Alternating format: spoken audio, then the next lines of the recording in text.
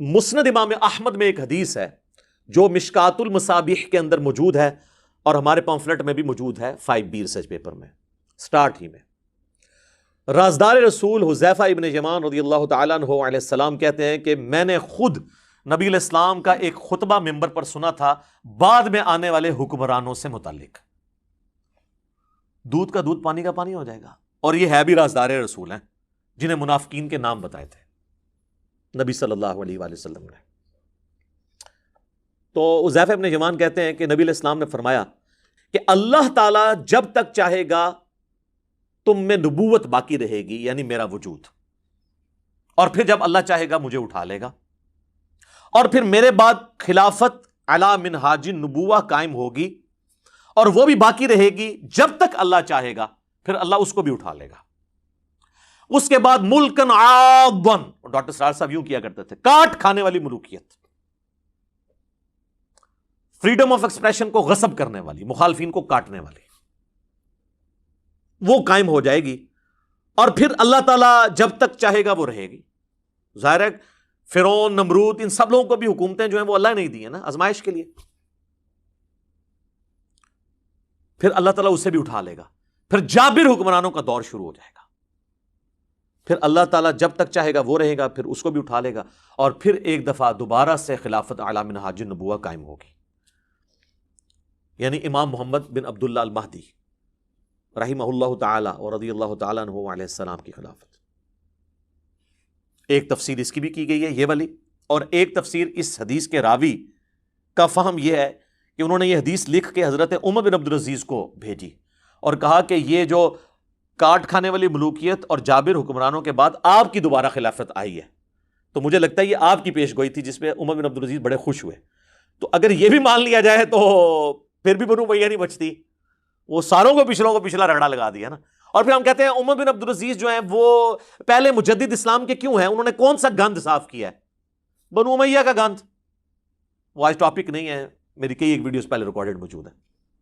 بہرحال دوسرا فارم یہ ہے کہ یہ نبی علیہ السلام کا دور، اس کے بعد خلافت راشدہ کا دور، اس کے بعد کاٹ کھانے والی ملوکیت جو ہے وہ بنو امیہ اور بنو عباس کا دور 500-600 سال تک، جس میں سے 100 سال آلموسٹ بنو امیہ اور پھر بنو عباس اور باقی لوگ.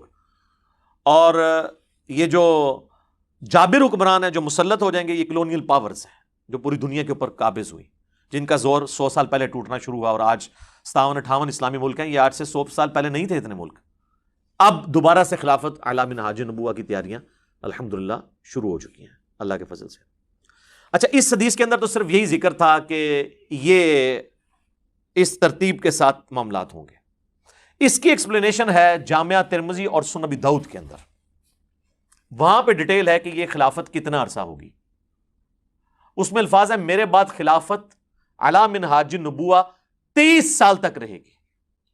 حدیث روایت کرتے ہیں سیدنا سفینہ جو کہ آزاد کردہ غلام ہے نبی صلی اللہ علیہ وآلہ وسلم کے، اسے مولا رسول اللہ بھی نے کہا جاتا ہے، آزاد کردہ غلام. سعید تابعی سے پھر سفینہ کہتے ہیں کہ گن ابو بکر کے 2 سال، عمر کے 10 سال، عثمان کے 12 سال اور علی کے 6 سال. اور علی کے بھی جو 6 سال ہیں وہ 5.5 سال مولا علی کے ہیں، اور 6 مہینے سیدنا حسن ابن علی کے ہیں، وہ بھی خلافت راشدہ ہے. یہ 41 ہجری ربیع الاول میں صلح حسن ہوئی، اور ربیع الاول کے اندر تاریخ کنفرم نہیں لیکن مہینہ ربیع الاول کا تھا. نبی علیہ السلام کی ڈیتھ ہوئی 11 ہجری کے اندر. یہ ٹوٹل 30 سال بنتے ہیں، اور خود امام ابن تیمیہ بھی مانتے ہیں کہ صلح حسن کے اوپر خلافت راشدہ ختم ہوئی اور نبی علیہ السلام کی پیش گوئی پوری ہوئی. تو ان کا جو شاگرد ہے نا سعید تابعی، ابو داؤد کے الفاظ ہیں، وہ کہتا ہے کہ یہ جو بنو امیہ کے لوگ ہیں، آل مروان، بنو زرقا، نیلی آنکھوں والے، یہ تو کہتے ہیں کہ علی علیہ السلام خلیفہ ہی نہیں ہے. یہاں پہ امام داؤد نے لکھا علی علیہ السلام، لیکن آپ کے مولوی نے نکال دیا ترجمے والی کتاب میں.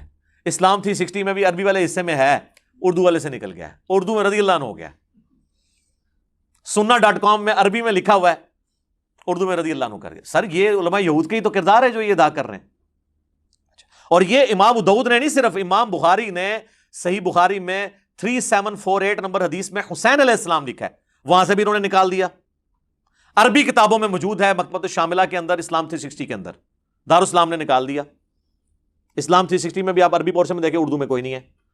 6318 نمبر حدیث میں فاطمہ اور علی کے ساتھ علیہم السلام لکھا ہوا ہے، اکٹھا نکال دیا انہوں نے، خیر ادھر واپس ہیں۔ امام ابو داؤد نقل کرتے ہیں کہ جب صحیح تابعی نے کہا نا کہ یہ تو بنو امیہ علی علیہ السلام کو خلیفہ ہی نہیں مانتے، چلیں اس سے یہ بھی ایک جو انہوں نے ڈھونگ رچایا تھا نا کہ جی وہ تو خلیفہ مانتے تھے، صرف وہ قصاص عثمان کی بات کرتے تھے، یہ تو تابعی خود بتا رہا ہے کہ بنو امیہ تو حضرت علی کو خلیفہ ہی نہیں مانتے تھے۔ ابھی تو میرے پاس اس کے اندر بہت کچھ کہنے کو ہے، میں نے ریسنٹلی ایک ویڈیو ریکارڈ کرائی ہے حضرت معاویہ رضی اللہ تعالیٰ عنہ سے متعلق 15 حوالے میں نے صحابہ سے لے کر بعد کے علماء تک کے دیے، وہ آپ دیکھ لیں، آج وہ ٹاپک نہیں ہے۔ تو حضرت سفینہ کو غصہ آتا ہے، وہ کہتے ہیں کہ یہ بنو زرقا کی پیٹھ سے جھوٹ نکلا ہے جہاں سے یہ ہوا خارج کرتے ہیں، اور ترمذی کے الفاظ ہیں ان کی اپنی جو حکومت ہے یہ شریر ترین بادشاہت ہے، بدترین بادشاہت ہے، یہ علی کو خلیفہ نہیں مان رہے، یہ تو خود شریر ترین بادشاہ ہیں۔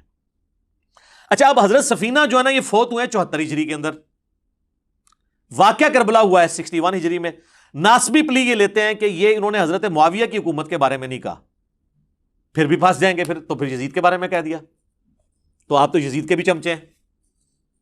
وہ پھر کہتے ہیں چھوٹی قربانی کر لو، بڑے کو بچا لو، لیکن سر نہیں، بڑے نے اگر کوئی کام ڈالا ہے تو وہ کیسے بچے گا؟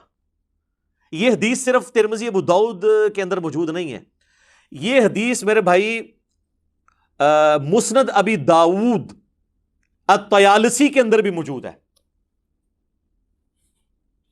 اور اس میں الفاظ یہ ہیں کہ وہ تابعی، یہ پوری حدیث اس طریقے سے ہے، وہ تابعی جب کہتا ہے نا کہ بدترین بادشاہ ہیں یہ، وہ جب صحابی کہتے ہیں حضرت سفینہ اور 30 سال خلافت ہے، تو وہ کہتے ہیں پھر حضرت معاویہ کون ہے؟ تو انہوں نے کہا حضرت معاویہ جو ہے وہ مسلمانوں کا پہلا بادشاہ ہے، یعنی انہوں نے کہا خلافت راشدہ سے باہر۔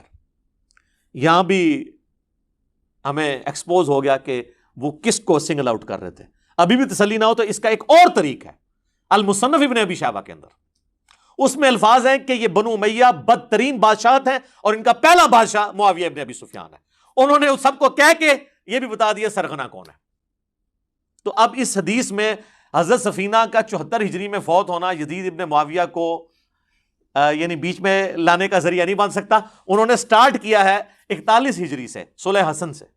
تو یہ مسئلہ آپ کو کلیئر ہو گیا۔ یہ الحمدللہ ساری کی ساری احادیث میں نے اس ریسرچ پیپر کے اندر ڈالی ہوئی ہیں، انشاءاللہ ہم اپنی ویڈیو کے اندر بھی جو ہے نا وہ ڈسپلے کروا دیں گے انشاءاللہ تعالی۔